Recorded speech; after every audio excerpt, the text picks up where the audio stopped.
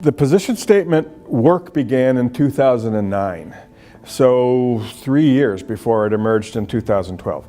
I think it's important to take a moment to honor that 3-year process. We understood it was going to take a long time to build consensus, and then we understood that we were never going to build consensus, and then we understood that NAEYC only does position statements when there isn't consensus and there's controversy. But remember too that 2009, the iPad had not even come out yet, was about to. The phone was a few years old. We had these new technologies, multi-touch screens and interactive media that we'd never had before. So what's that going to mean?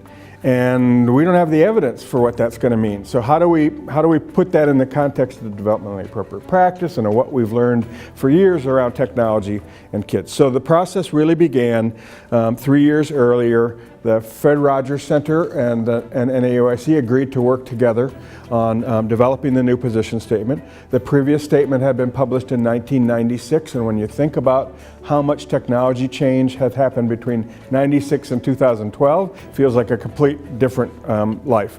So it was desperately in need of updating, but also in need of really thinking more broadly about what we meant by technology and what new tools were here now for us to consider.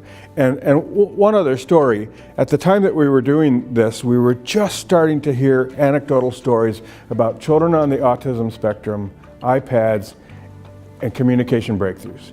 And you'd get chills up your spine, right? And nobody had data. There was no research yet, but we felt like you can't ignore these stories. Something, we don't even know what the something is, but something's magical about this interface that has changed access points for children. And we already knew it was changing the access point for very young children. So I think the confluence of new media, new technologies, kind of a position statement that needed an update, but really controversy in the field about whether it was okay to be bringing digital technologies into the classroom was really what led to the redo of the position statement.